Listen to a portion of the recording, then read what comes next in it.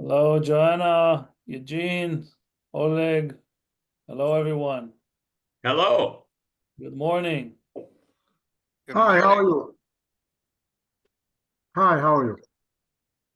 Boker Tov. Boker Tov, good morning. Good morning. Good morning, everyone. Good Good morning, everyone. Everyone made it up early. We still have 2 minutes, so we started meeting people. Oh, hey, Nir. I didn't know you were speaking today. I won't. If you don't want me, I don't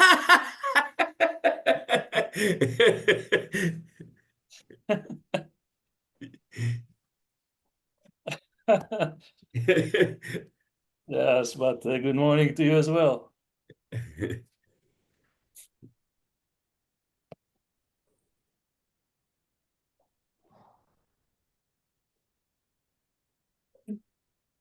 You know, Nir, I think this is the first time we've ever seen each other in person, like on a video. We talk all the time on LinkedIn. Yes, it's about time. It is, my friend. Let's This is the schedule. right time to do it, too. Okay, we're not Yes. going to let the bastards get us down. Exactly. Let's schedule a follow-up call for this meeting. Yes, sir.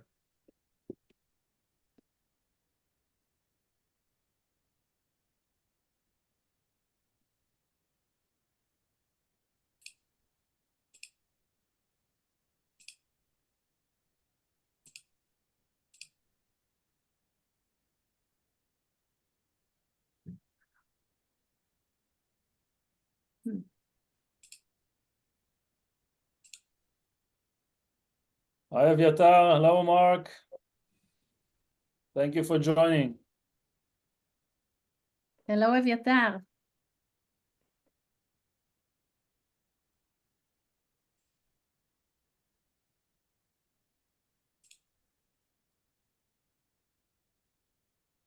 Hello, everyone.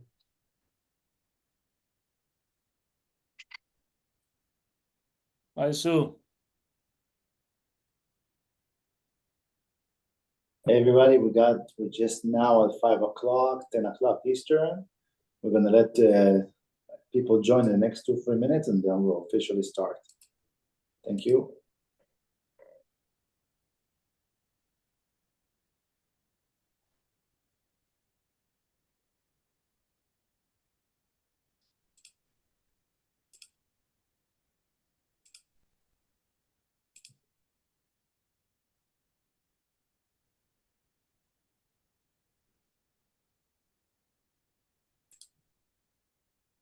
Hi, Daniel.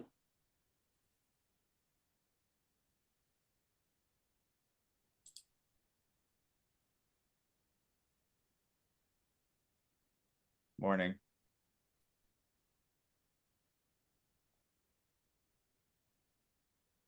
Good morning.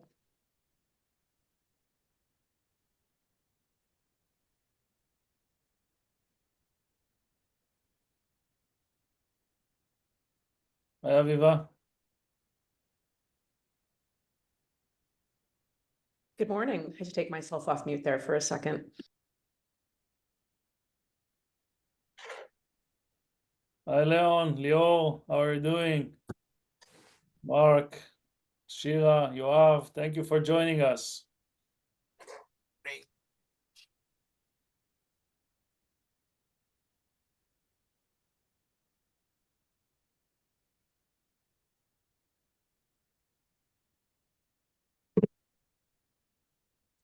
So, Neil, Gali, what do you say we start in about Yeah, 1 go ahead. Hey, Nir, in the meantime, I just want to show you guys all something that I received from London today from Catherine Carter, the curator at the Chartwell, part of the National Trust. I think this man is very important to the current state. And this is the book about Churchill's gatherings before the storm. I think it's topical. Nice. Thanks for sharing. Thank you. Roy, shall we begin? What do you Yeah. say? Yes. Yeah, I suggest we start. So, hi, everybody. Good morning in Canada. Good afternoon here in Israel. It's a pleasure to meet you all. Just 2 days before we start the New Year's Eve here, the Jewish New Year's Eve here in Israel. We are starting a very special event. It's a very casual but special event. I'm here with my colleagues to the panel, which I'll present in a minute. This event is part of a series of events that we've been running in the past year. It's part of an event called BSI, Business Support Israel, where we have friendly introduction between Israeli founders, Israeli companies to companies all over the world. We've done so far events with Australia, New Zealand, with Africa, with Singapore, 2 events in the US. This is the second event in Canada, and we also did another event in India. Every time we're trying to bring an amazing set of panels of speakers and an interesting topic. So today we have an amazing panel here. We have Neil Ben David, Neil, which his nickname is Benda. In Canada, he's a big celebrity. I think people here in Canada knows him more than people in Israel. So Neil will tell more about himself, his career, and his journey, by the way, his dream, his journey, his vision of creating a really strong bilateral relation between Israel and Canada. We have Daniel Warner here, who's the founder, who's an amazing founder, tech founder from Canada as well. We got, if Daniel just wave hi to everybody so we can see you as well. Okay, and we have here Gali who's the founder and CEO of The Human Founder, and she's going to be running many of the questions and many of the topics you see here later on today. We have also Jason Lee, the founder and CEO of SmartCon from Canada. Now, just a few notes about this event. As you see, this event, it's not a webinar, okay? It's not some webinar where some people speak and you are listening on the background. It's a Zoom meeting. We want to see faces. We want to see smiles. We want to see collaboration. And so the idea is that behind the topic you're going to see here, so 1 second, behind the topics and behind the interesting panel we're going to have in the next hour, we would have to see also people on the chat. Keep yourself on mute, please, because we're almost 50 people right now. If you can put yourself on mute, but in the meantime, on the background, we are here to create relationship. We are here to foster relationship between great people from Canada and great people from Israel. So during the event itself, we really appreciate if you can use the chat, introduce yourself, who you are, what is your main interest, what type of partnership you're looking for. And the idea after this event, we're going to have more discussions, more cooperation between great people. Okay, so that's the agenda, that's the platform or the format. And Gali, I leave the floor up to you. Just on time. Thank you. So hi, everyone. Good afternoon and good morning. And I'm very happy to be here with you. I'm going to show you a few short slides just to give you some background. So I'm Gali Bloch-Liran. I'm the CEO and founder of the Human Founder, which is a conscious leadership firm that focuses on startups and VCs in the innovation world. And I'm working with founders around the globe and VCs around the globe, helping them actually to strengthen their mental resilience and to build themselves as founders and their companies. I'm a university lecturer at Reichman University, and I work with the Gali entrepreneurship program in Israel, and working with all of Google startups in Israel and abroad, and author of the Human Founder book, which will be published in just 2 months from now. It will be in Hebrew and then later on in English. And I host the Human Founder podcast, which is a podcast that interviews all the most interesting founders and VCs and professionals about their behind the scenes of the entrepreneurial journey and the mental aspects. And you're more than welcome to scan if you want to listen to the podcast in Hebrew and also to the feed in English. And if there's one thing I've learned from working with so many founders and so many venture capitalists, and also from the podcast and all the interviews that I have, is that founder psychology is really, really hard, and the founders all around the world cope with this hit and shit day all the time. And every time that I ask one of my founders, how does it feel? So he said, oh, I had like 17 times today, highs and lows, and I got a term sheet and they took the client and I got his offer, but then they took this talent. And all this time we see this manic depression sequence. And this is really, really difficult to cope with. And on the whole duration of the startup from very early stage and until growth, pre-IPO, post-IPO, we are coping with mental challenges, both on the personal level and on the professional level. And also we have many founders that are more due to depression and to ADHD and to use of substance, and there's not enough research on this, and sometimes we ask the question whether the founder chose the startup or the startup chose the founder due to the different traits that are actually coming with the entrepreneurial mindset. And from all of this, I understood that working with the founders' mental mechanisms is the way to help them grow and also to help them grow their startups and the performance. And this is, from my point of view, the X factor, and this is what I'm trying to do while working with my founders. This is a model that I've developed. I see in all the entrepreneurship programs in school, and accelerators, everyone talking just about how to build a startup from the professional and business aspect, right? We need a team, we need a funding, we need a product market fit and technology and the right business model, and also luck. We'll talk about it. But like someone who rides the bicycle and he needs 2 wheels, it's not enough just to have the professional, the business wheel. We need also to have the mental wheel. And what does it mean, the mental wheel? It means to take care of our resilience and how to develop the growth mindset and how to take care of our relationships, both at home with the partners and spouse and children and family, but both at work with the co-founders and with investors and with the peers and with the employees. And it has to do with our leadership and management skills, and how are we effective? How do we manage the time and the energy and our mental health? And do we take care of our well-being? And we see lots of the founders that are in balance.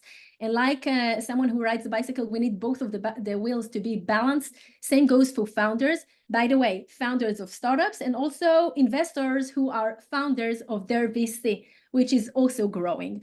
And around this all, we have the communication. Many of the areas that co-founders team suffers from is lack of constructive communication between them. And this is also why one of the reasons that we see that many of the startups fail due to co-founders' problems and issues between them. And only if we'll take care of the mental aspects and on the mental wheel and take care of our communication and all the aspects, I like to call it pizza slices, every time to optimize what we need, only then it will also allow the growth of the startup and the success. And every time as founders and as startups, we need to see that both of those wheels are actually balanced and that we're strengthening the mental wheel in order to be human founders. And this is actually what we want to address today in this conversation, and to hear few of the aspects of the challenges and the things that the founders dealt with. Wait. Someone knows what is it, FFT? Someone heard this? Principal and families. Okay, so excuse me if I'm cursing, okay? I know it's recorded, but FFT stands for fucking first time, the F word. And what it actually means is that in the past, look at the past 5 years, we had COVID, then we have the interest rates that are going crazy, and we have inflation. And then later in Israel, we have the a protest, and then later in Israel we have the war and we have reserves, and now we have also the GAI, right, the generative AI, and all the transitions that happens due to this. So this is a unique time in our times of so many changes and so many things that happens, and it has many challenges, but it also has many opportunities. And this brings me to VUCA. Have you heard about this term VUCA? Someone heard about it? It's Maybe. do you want to share, David? Sure. Go ahead.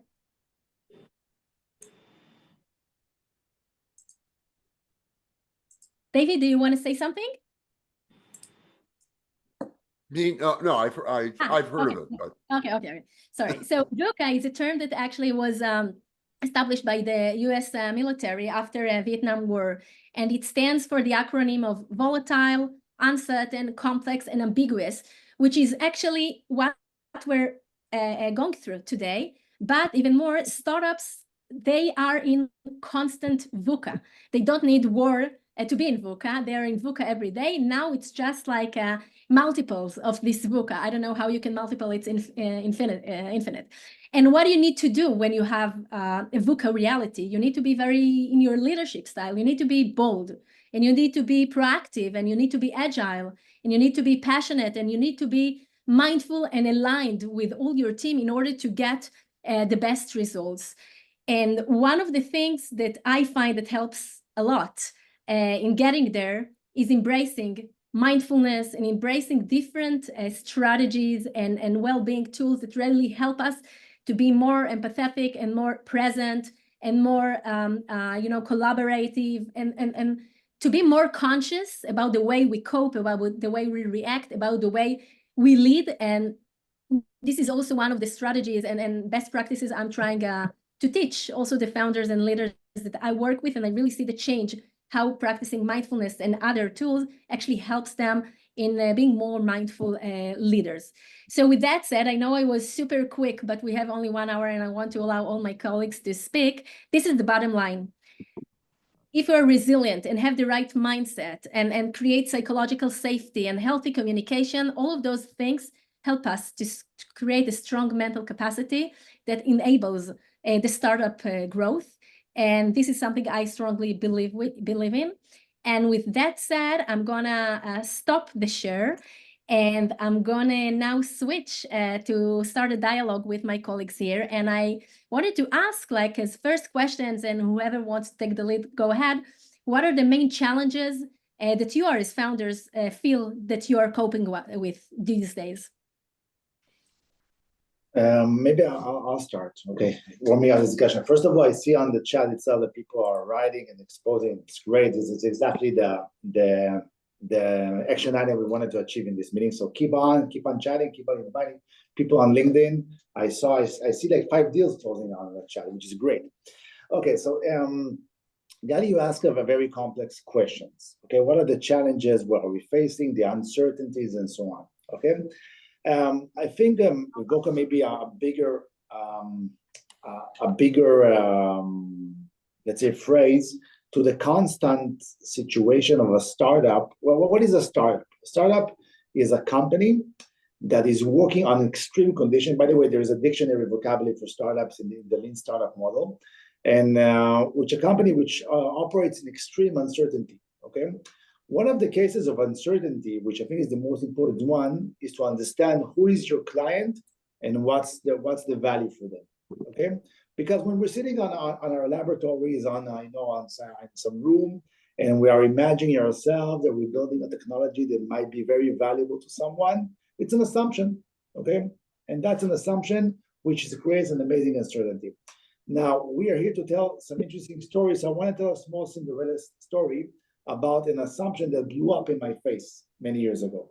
Okay, so Gali, can I start with this Cinderella story? Yeah, of course, go ahead. Okay, many years ago, I said to myself, maybe with a couple of friends, we want to create a startup. It's cool. We want to say that we're startup founders. Okay, we were a bunch of free stupid startup founders with a very interesting maybe idea. Okay, we wanted to build this platform that aggregates YouTube content and personalize each videos to a specific web page. So the vision behind it, the target audience was travel websites like in Israel or TripAdvisor in the worldwide. And the idea was the ability to identify relevant videos to each article and automatically embed that. Okay, so it was a nice idea. We were meeting every Thursday afternoon. Each one of us had his own day job. And we were sitting each Thursday planning. We got some small grant from the Israeli government. And we actually deployed in some small travel website with 50 users a month. That's something ridiculous, okay? But we said to ourselves, that's our target audience, and that's what we need to do, right? And one day I was getting a phone call from Amdocs. Everybody know Amdocs is a huge telco vendor in Israel. One of the most amazing companies that managed to survive the shrinking of the telco world. And they asked me, is this Roy on the phone? I said, yeah, that's me. Listen, you're a startup company in the video area, right? I said, up till now, all good. and said, listen, we want to introduce you next week to our roadshow to Singtel, Singapore Telecom. They're coming to Israel and want to introduce you. I said to myself, well, what is Singtel? Okay, is that a travel website? Doesn't sound like it. But I said, what the heck, I'll come. Okay. And then they invited me. They told me Monday morning, come. And I came to this place. Okay. There was a queue of entrepreneurs sitting, okay, in a really, really long queue. Each one had its own 5-minute pitch and then went down. 5-minute pitch went down. So it came my turn. And I came to my, and I said to myself, Singtel, that's a mobile operator. That's not a, but anyway, I gave my pitch. I went down, and before I went down, all the Singaporeans stood up and gave me their business cards, which was unusual compared to the previous experience of the previous entrepreneurs on the queue. And I came home, and I got another phone call from Amdocs saying they were very impressed. They want to meet you tomorrow. Okay. I came tomorrow the next day with my partner. We were meeting with the Singtel CTO, and he said to me, listen, Roy, your presentation was very interesting. We are very eager to examine your video recommendation engine capabilities. And my partner, Guy, at that time, he whistled to me, do we have a video recommendation engine? What is he talking about? And I said, shut up, okay? I said, well, it will be a pleasure to give you. Anyway, keep the story short. With that specific case, we got a check, $10,000 for a pilot. We recruited people quickly to create a database and video recommendation engine. And in 2 months, we had a $500,000 project. Okay, so sometimes one of the most critical aspects of being a founder is keeping you open-minded. Don't think you know everything. Situation changes, client change, climate change, everything changes. Okay, and you got to keep your open mind. You got to don't always think that you know everything. Then every assumption you have, even that assumption was validated 5 times, always put it in some perspective, because something which is true today will change tomorrow. Okay, look at how everything changed in the world today. How mobile phone changes quickly. How AI comes and changes everything. Any assumption you have, it's valid maybe until some sort of until some specific target date. Okay, which this is something which is very important to understand. We're talking about a volatile environment and a lot of changes and uncertainty. Some assumptions you had an assumption that you can meet your team every day on the week and develop, but then COVID came and that assumption went off, right? So that was a nice story about some assumption that spread away. That travel website is my target audience, but anyway, so it's not always. Yeah, Roy, that was a great story, and 2 notes that I'm taking from it exactly about what we're discussing is, you know, there is this term that's called the elastic mind, how our brain can change and be open to new opportunities. And by practicing mindfulness and other things, and the growth mindset, it really helps us in business exactly to behave just the way you mentioned.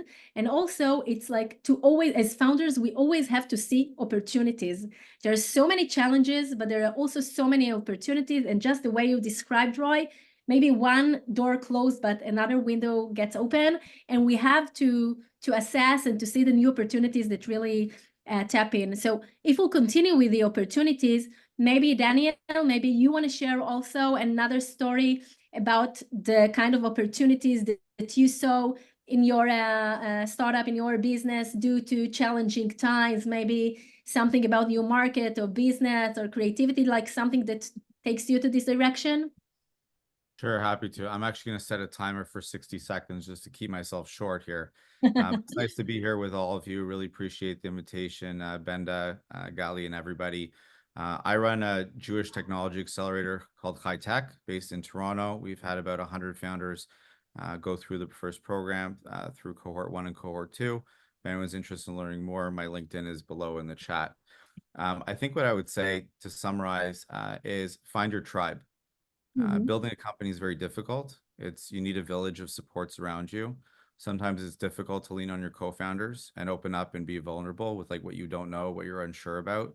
It certainly is for your prospective investors or investors who are currently on your cap table, let alone, you know, your spouse or your friends who might not understand the nuances of building a startup or business of any kind. So it really is important to find your tribe, which is why it's so important what Benda organized today with Roy and Gali, is we need to connect and support each other for every reason that we know in the face of October 7th and the year that all of us have had in Israel and in the diaspora and all the hate that we've been experiencing. But we are stronger when we come together. And so it really is important that you can find people in your network or in other people's network that really understand, that share your mission, your vision, your values.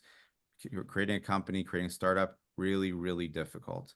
But it gets easier, it gets a little bit more fun, and you go a bit easier on yourself when you have peers and mentors and professionals that can support you meaningfully. And that's the DNA of the high tech program that we've created, is come together as a community, help each other build meaningful businesses, and bring a little bit more joy and strength and success to our community, to each other. Daniel, that was an amazing answer to another question, but I'm gonna continue with this because it's so important.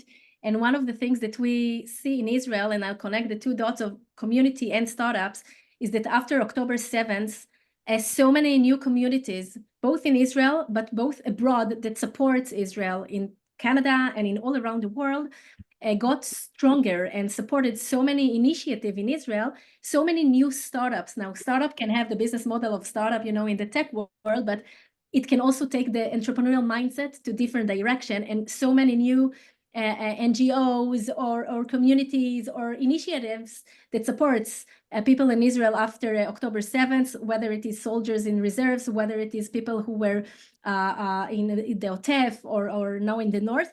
And this is amazing, and exactly the points that you said about the growth mindset, the surrounding, it's so important. And those many startups really helps a lot. So first of all, thank you for doing it in Toronto. And maybe you want to share one of the initiatives that you had the opportunity to lead or to be part of in the recent year. It doesn't have to do necessarily with October 7th. It could be totally something else. No, happy to. I mean, before launching High Tech, which unfortunately I apologize to everyone, I have to leave a bit early because I have a meeting with the Israeli government to talk about it, which is really exciting.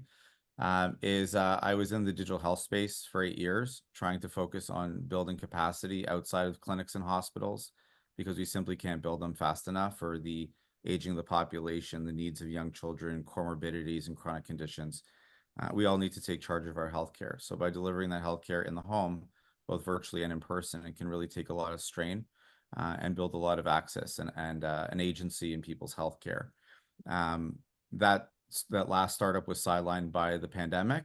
It was an in-home healthcare platform. So, you know, when funding is tough to come by and there's a lot of uncertainty and unknowns, it can be very problematic. And so that was a very difficult time for me personally. Probably was depressed or anxious or both. And again, with a lack of resources, available resources, a coach, a mentor, a psychologist to really work through it meaningfully, it almost took me down. Because a lot of us as startup founders, as entrepreneurs, we consider ourselves as the leaders of the business, as if it's like literally us, it's our identity, when it's really, really important to carve out your time, like set boundaries, which I'm very bad at. As Eyal knows, he's part of our program, which is awesome. But you have to carve out your time. And, you know, as a parent, as a son or a daughter, as a friend, as a community member, you really you wear multiple hats, and don't forget that. And one saying that really has brought me a lot of tsuris, which is stress, I think it's Yiddish, is like when you say that people invest in you, they've invested millions of dollars in me. They haven't. They've invested in your startup. So it's really important to carve that out in terms of what your identity is as a startup founder and who you are in your regular day-to-day life, and continue to practice that division, that boundary, that separation. Thank you for sharing this. This is a super, super important issue. I want to elaborate in 2 words. Many of the startup founders, I like to call it, they feel zero separation. Like the startup and them is one. The founder and the startup is one. And again, it can be a business, not necessarily a startup, a tech startup. And then when something happens, when something bad happens in the startup, either the business model is not working, or no more money, or the co-founders split, or the startup close, or any kind of trauma. So many of the things that happen is that the founder takes it as a personal decrease in his value in his eyes. He feels that his value actually lost the value, and this is one of the things that is very, very super important to nurture and to strengthen and to separate the self and your value from the startup, and not to get mixed there, although it's difficult. It's really, really difficult to do it. And that's why really processing it and having the support system, it's super, super crucial. So thank you for sharing this. I'm going to continue to the next question. Jason, did you just join us? Is that correct? Yes, thank you. I couldn't find the link. Got it. So we're happy to have you here. We're waiting for the camera. Can I address you the next question? Sure. Perfect. So we were discussing different aspects of the entrepreneurial journey and how do we work in VUCA world and in this uncertainty. And I wanted to ask you a little bit about your leadership style and how you, as a leader in your company, actually navigate all the challenges and all the changes that we are experiencing. What helps you in doing so? So for me, intelligence, but maybe present yourself a little bit. Say that again, sorry? Just present yourself a little bit. Oh, I can introduce myself. So my name is Jason Lee, the CEO of Yes. SmartCo Technologies. And I've been in business forever, it feels like. And I think that working for organizations, global organizations, through the many years, the one thing I learned to count on was something was always going to fail. It was always the situation. There's going to be a war. There's going to be economic crisis. A new law is going to come in. It goes on and on and on. So no matter how hard you plan at something, there's always going to be something from left field that is going to either cause a problem and sometimes also go your way and make something that you could really lever and be successful with. And so that analysis I learned in school was called PESTLE: political, economical, social, technological, environmental, and liability. Those 6 things are the 6 things that directly affect your business that you don't control, that can either help you or break you. And so we analyze every part of our business with PESTLE. We do a lot of research way ahead of time. It looks like, for the people who know me, that I jump around from place to place, but that's never the case. I actually put a great deal of long-term research into my company, my products, the market, strategic relationships, building business relationships with customers that allows you forgiveness. That's one of the biggest things, by the way. To think you're going to do everything perfect, never. It's never going to happen. So having really good, solid relationships with big customers who can bring you a lot of forgiveness is key. So, relationship building, customer service, PESTLE, those things, and then never give up. You have to know that when you're the entrepreneur, no matter how hard it is, you got to keep swinging for it and keep going head down, even when you don't want to. That's a really tough bit, but a good team. Having a team who can stomach it, this is what we do. This is great, and I also really like this model, and thank you for that. And maybe I'll continue with another question to you, and then we continue. So one of the things that we have to cope with a lot, and is also very fundamental in the entrepreneurial mindset, is how we cope with failure. And we have a lot what to say about it, but maybe I'd like to hear your perspective, Jason, about this very strong and sometimes intimidating word, failure, and how actually do you address it in your journey? First of all, failure is a mindset, right? There's no such thing as failure. You either did something or you didn't. That's it. You didn't fail, though. You always learn something from it. You keep going. Having a winning mindset means you never stop until you get there. And you have to understand it's not going to be an easy journey. You're going to zigzag. And every time something doesn't go your way, if you think of it as a failure, that in itself is a negative perspective that will just make it hard for you to get up and get going again. Nobody likes to feel like a failure. Failure is not even a word in my dictionary. We're winners. Everybody here's a winner.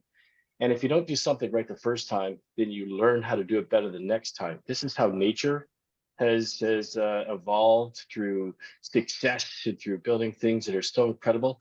Like if you think about you know, the smallest creature that you could see, like a bug, right? Like a tiny little bug, and how small and miniature those little atoms glue together successfully to pull something off like nature does is just absolutely incredibly mind-blowing. But did it get it right the first time?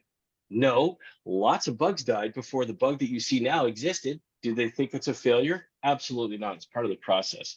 You shouldn't think of failure at all, ever. You should only ever think about getting to your journey, winning, never giving up, doing the best you possibly can.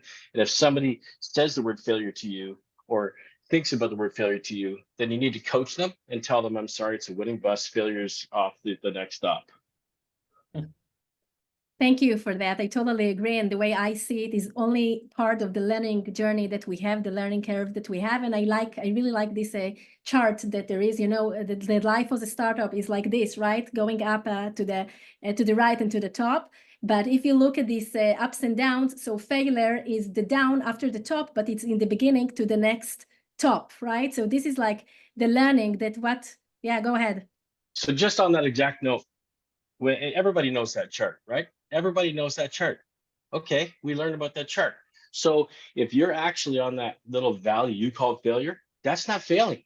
That's winning, because you know you're going to do that. So when you start from the beginning to the end and you have all these zigzags like everybody sees, that all of it is success. All of it is success. I've never seen a chart where it goes from efficiently. People can get win, but did it efficiently? I don't know.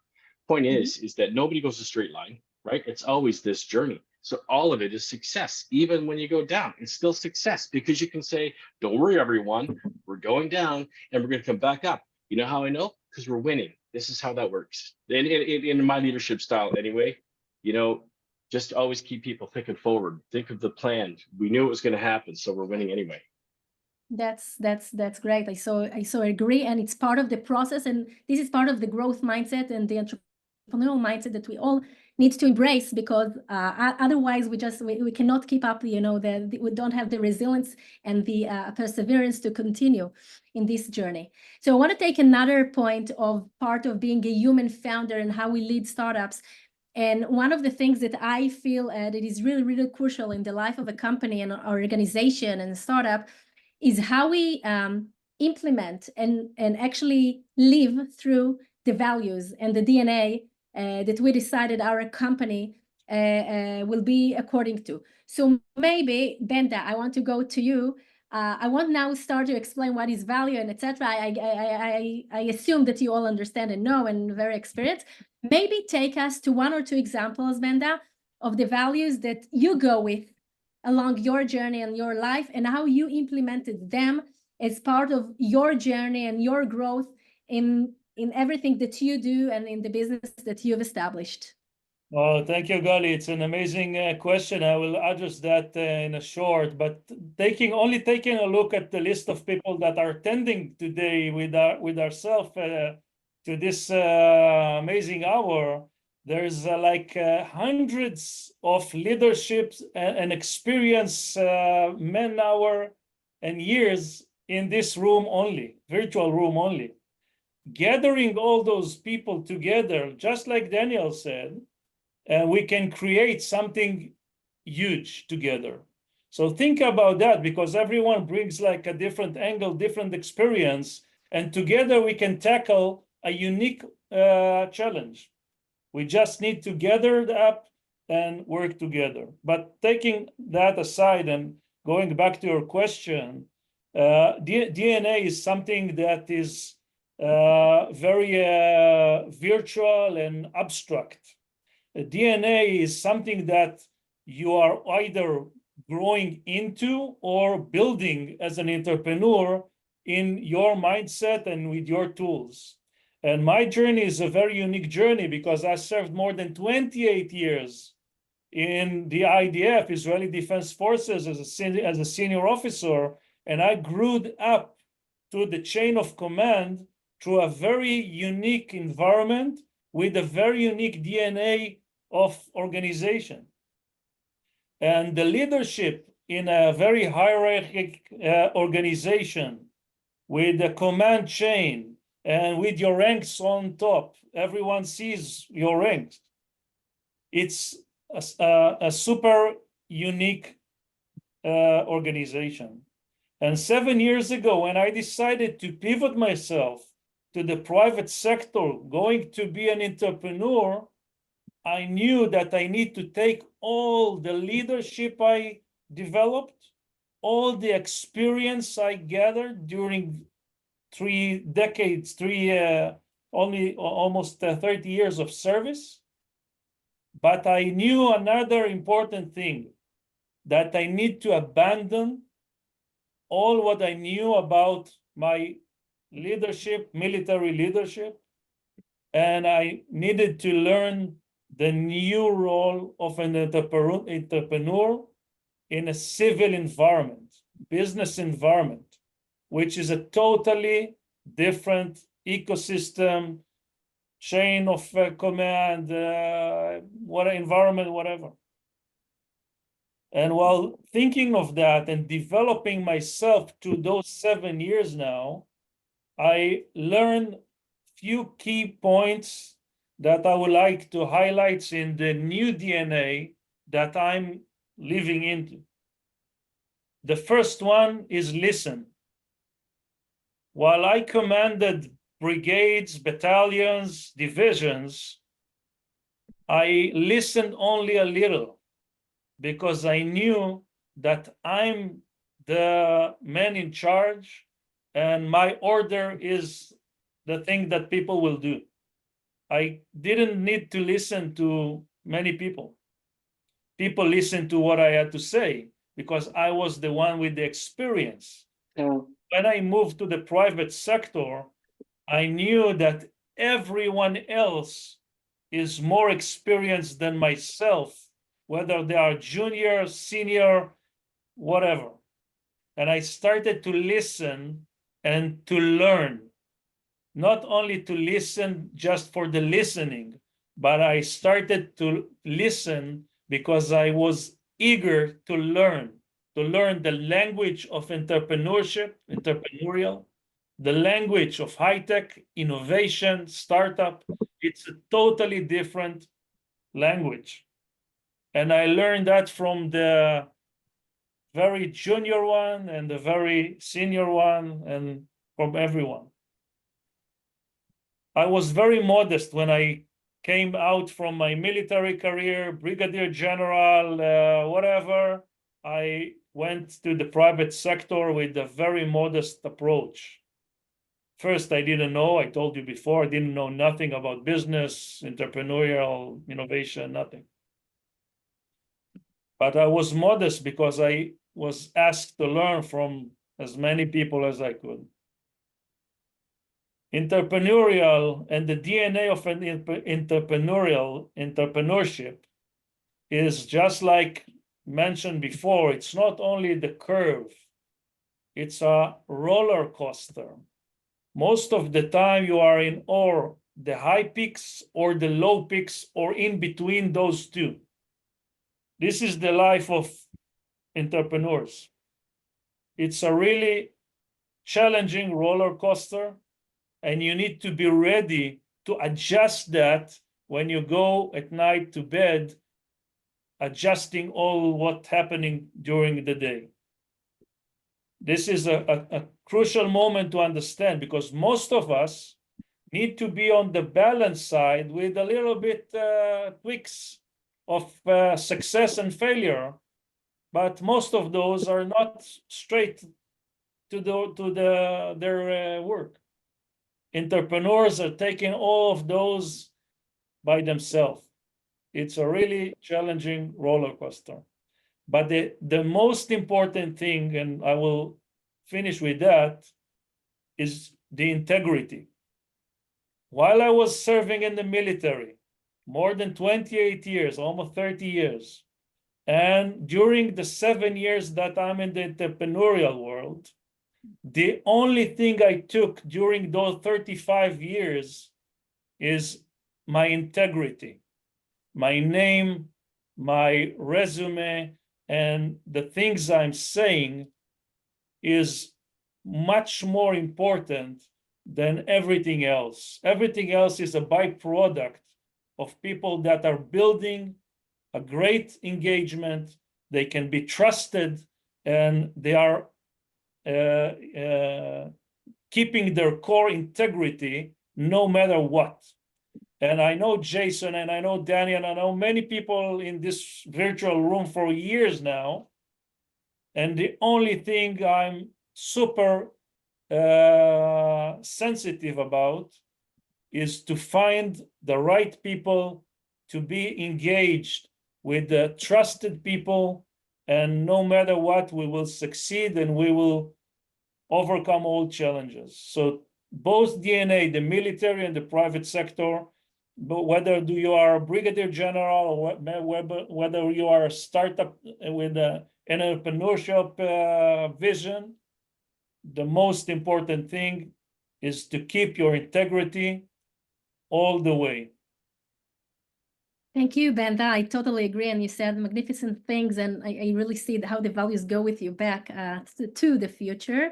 And I wanted to mark two points and to connect it to the mindfulness. You said that when you became an entrepreneur, this is something really important to wear the learner hat versus the knower. We need to learn to ask questions and not just to speak with, acceleration marks. This is something that, as we practice mindfulness, really helps us to put more question marks and to breathe and not to be like the smartest guy in the room that says the answer, but the one who listens. This is really something very, very meaningful. So thank you for saying that. We are getting closer to the Q&A, so I want to address two more questions. One is to you, Roy, and then one is general one, and then we'll take questions from you guys if you want to address a specific question to someone. So if you remember in the model, one of the verticals was also luck, because even with all the business success and support and everything we know what to do and the mental aspects, we also need luck. So Roy, maybe you have like a short story, anecdote to share with us about how luck helps you in your entrepreneurial journey, like a quick one. Actually, I used my luck opportunity in the previous story. So this one, okay, so you have another one with luck? Yeah, I want to give a tip, and maybe not on luck, okay? This is a vocal world discussion, okay? In the vocal world, the idea was that there's something, shit happens, and then you have to change, and you have to adjust really, really quickly. I want to tell my personal approach. On October 7, it was Saturday, just the end of the holidays, and as an entrepreneur, the holiday season is for you a disaster, right? Because it's a month without working, and you got clients from overseas who are pissed off because things are getting delayed, and you want to keep pushing your marketing efforts. So we were just waiting for this to end, and then almost on the last day of the vacation, everything started, and I had to pack everything and go down south, okay? Which means now, how do I notify my clients? How does the project keep running? I got employees overseas. It's a big mess. It's a big mess. But I said to myself one thing, okay? As people here mentioned, we need to be self-reliant. We need to be devoted. We need to have motivation. When we have motivation, that solves 80% of the problem, okay? And it's a problem. It's a big problem since you're not in office and you got to do Zoom calls wearing, just imagine the position when you have to do Zoom calls when there is rockets falling and you have to do a Zoom call like this and say to the client, listen, sorry, there's a siren goes up, 2 minutes and I'm back. Okay, it's a horrible situation, but every crisis has an opportunity, okay? And first of all, be motivated. We never give up, no matter what. Any crisis come up, we'll get up on everything. So I tell you, a lot on that. So when it all started, we had to adapt. First thing you need to do is priority, okay? Priority, it's a critical situation. We have to sustain. We have to understand now what's critical happens now. Everything else pushed away months ahead, and it's fine, okay? Second thing, you have to identify from the situation itself, what are the advantages? For example, when everything started, it was such a Armageddon, okay, atmosphere, but a lot of initiatives like this started popping up. So for example, I got approached by a group in the US called Startup Reserve, who were looking for startup founders that need help, and they gave me free full-time employee, just volunteer to have in my company. So what I'm saying is that in a time of VUCA, first of all, motivated, priority, keep calm, and find those exact opportunities that can help you scale up in that critical time. Amazing. Ruthless prioritization. So maybe my last question, and Jason, you'll take it first, and then you'll also give the comment that you wanted. In the era of generative AI and the AI revolution that we're all experiencing, one of the things that I find really important is how we all as leaders embrace and expand our consciousness. When machines are doing more and algorithms are doing more, how do we bring the humanity and the consciousness into work, into this, and what can we do? So maybe if you have some examples or thoughts, how do you implement this mindset and this direction side by side with all the technological changes to support them? Jason. Sure, just on your luck thing real quick. So I entered into a competition in Florida like a few months ago.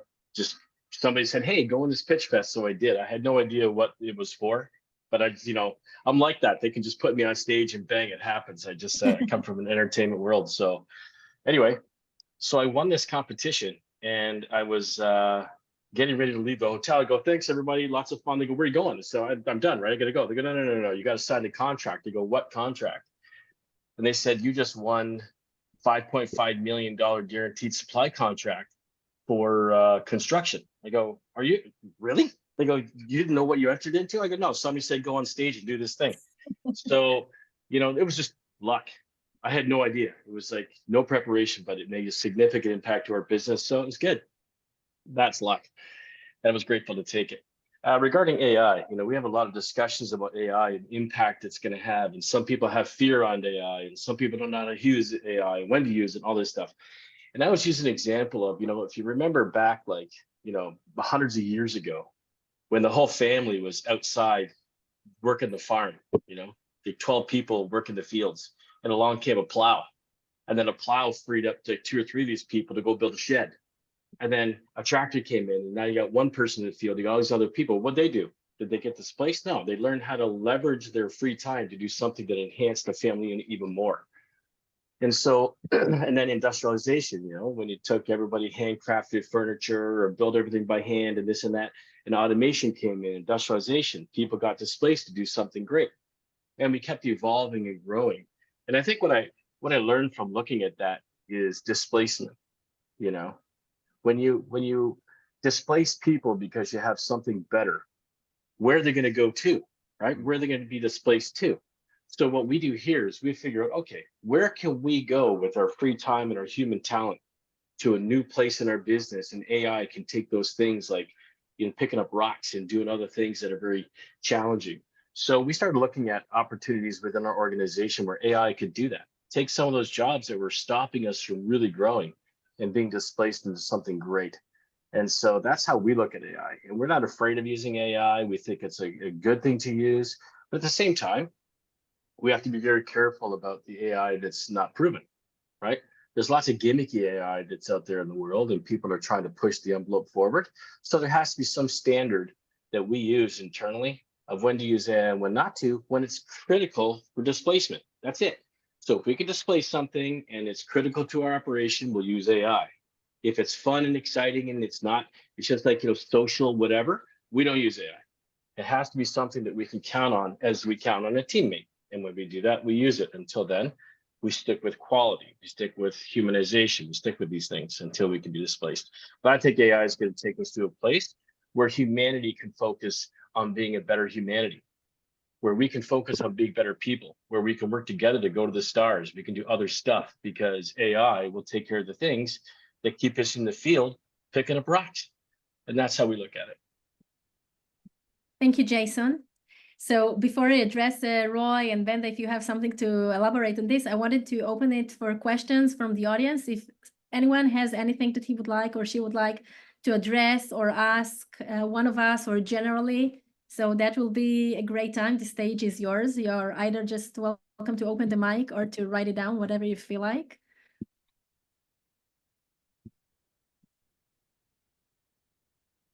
People are shy, or it was too long. No, I'll jump in. This is Eyal. Hi, everybody. I want to extend on Jason's line of thought. I just came back from IBC in Amsterdam. A lot of broadcasters, a lot of them were scared about AI killing their business. At the same time, AI requires regulation and business opportunities. So many of us are entrepreneurs. A lot of broadcasters and large companies that move news to news organizations are concerned about verification. That came constantly, again and again and again. How we verify that content, written or moving video, is real and it's not fake. And that's a business opportunity. Roy, you mentioned business opportunity. So for all of us, this is a business opportunity to get into and to look into, because there is a huge growing demand for that. Yeah, Thank you. first of all, I want to elaborate on that. I got a partner in India that creates a deep fake detection on content and video and audio and stuff. It's definitely an opportunity. And I also elaborate that, by the way, I'm building AI platforms. And one of the layers we're collecting news items from the web and detecting business opportunities out of them. We had to develop a specific layer to identify the correctness of the AI. Okay, so there's a lot of aspects on it, but I agree one thing we mentioned here before, AI is not a threat. It's the biggest opportunity ever.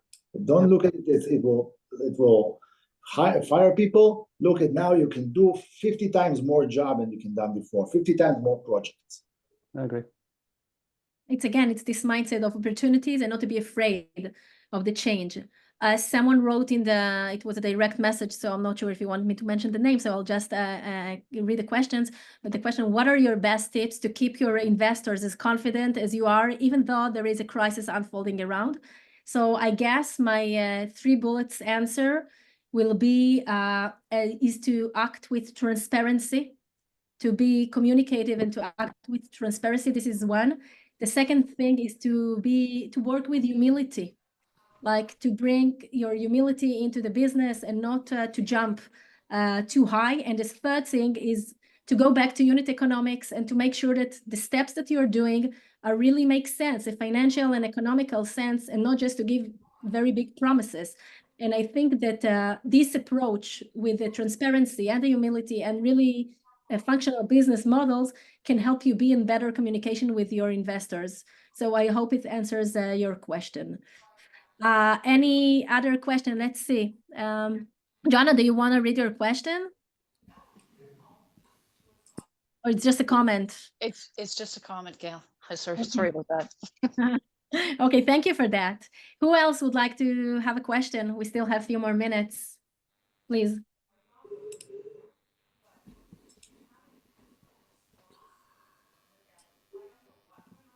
You know, just on the while you're waiting for the questions, if you don't mind, I can fill some dead space here. Sure. But back to the white spaces are good, you know, in leadership, white spaces are very important. There you go. But so to the deep fake thing, you know, I come from you know, I guess I'm aging myself, but you believe what you see, right? This is the notion that we've always had, is that if you see it, you believe it. If you hear it, you may not believe it, but if you see it, you believe it. And it probably came from propaganda on the radio before TV was a thing. You know what I mean? But now with deepfake, we don't know what to believe when we see, okay? Which I actually think is a really great thing. I think it's a great thing because people are glued too much to the TV and to the screens and all this stuff. My kids believe every piece of thing that they see on YouTube. It is ridiculous what people put out there for content. And I think that what's happening, at least in my world, and I incorporate my coaching, is to seek understanding. Just because you see something doesn't mean it's real. If you can understand it, it makes sense to you from a place of balance, and you can really verify it and add it to your knowledge. This is now what you believe. If you can understand it, then it's more real than if you just see it. Which really, then in that sense, all this content on the world is seeking us to find a better understanding of things, which is going to drive more personal intelligence and teamship and verification of things and other stuff. So arguably, there's probably something really great to make us all better people in the end. Thank you for that. So before I give the Roy, to close this wonderful session, first of all, to say thank you. And second, we didn't sell anything about Canada in Israel because I don't think we need to sell anything. We are here all together, smart and wise minds, to think together, to groom this mindset. And I'm sure that many good things will come ahead. Roy, please take it from here. Thank you, Gali. First of all, I want to thank Gali for joining us this session. It was a great add-on. Thank you, Benda. Okay, Benda is a very special person who is apparently, as I mentioned, a celebrity in Canada, and he has an amazing network. And thank you, Daniel, and thank you, Jason, for joining this session. And I want to thank, first of all, everybody here. The purpose of this session is to connect people from the I think it was one of the most effective events I saw in the chat. First of all, it was a pleasant experience. Everybody was so polite and smiling with cameras on, which really, really warms my heart. And again, the message for everybody here is we need to uprise from all the noise and all the distortion, and we need to work together more and more. We need to know each other, and we'd love to everybody to connect with each other and to connect with everybody personally. And thank you very much. And we'll see you soon with more events like this. Just keep following us. It's coming. Shana Tova, everybody. Shana Tova to everyone. Thank you all. Take care, everybody. Bye. Thank you.